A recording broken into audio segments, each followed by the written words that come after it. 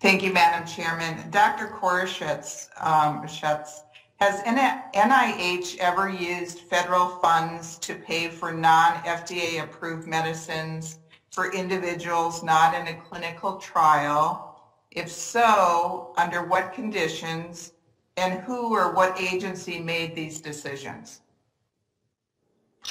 So NIH pay for non-FDA approved medicines in a clinical trial.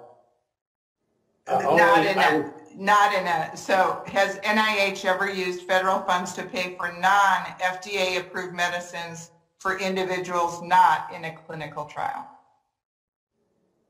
I do not think so, no. Thank you.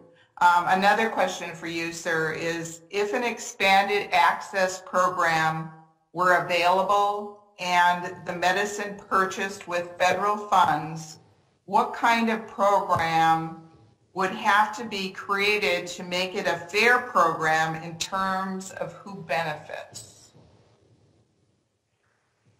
Well, that's a tricky question because I think we're talking about drugs that have not been proven to benefit. As has been mentioned, there's a great need for patients who are suffering with these deadly disorders to try something. And so I think that the benefit there would be to have them feel as though they're getting access to things that might help, even though the chances are slim. I think that the issues there are that they could be so slim that they're either zero or harmful. And I think we also have to consider the fact that the treatments that we've been seeing, I would say, are not, powerhouses. And so what we want is multiple shots on goal. We want multiple different things to be tried. And so we need patients who would enroll in these new trials. The ones we've seen so far just are not that impressive. Thank you, Doctor. And my next question is for Dr. Cavazzoni. Sorry if I say your name wrong. This is many people seem to be surprised by the FDA's approval of Aduhelm, considering that the recommendations from the advisory panel were not really robustly in favor. And so my question is, can you walk me through why the treatment was approved? Thank you for the question. First, let me state that we greatly value the input from all our advisory committees, including the input that we received from the Neurology Advisory Committee related to aducanumab. So we looked at the data from this program over many, many months, and after exhaustive and detailed review of the data that was provided in the application over the course of these many months, we had a discussion within FDA with experts and also took a very careful stock of what we heard from the advisory committee.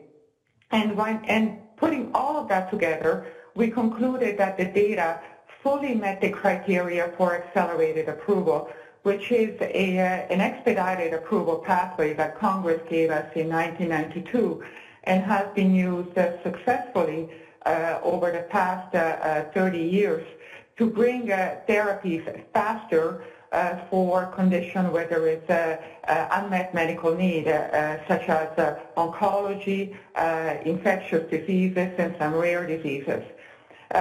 The accelerated approval pathway has not been used as extensively in neurodegenerative diseases.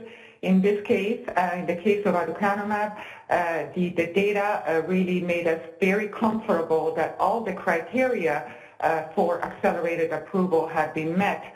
And we view this as an incremental step, not only for Alzheimer's and for bringing a potentially beneficial treatment for Alzheimer's, but also an incremental step in finding ways to leverage the expedited pathways that we have at FDA to bring therapies for neurodegenerative diseases faster for patients who are desperately needing them.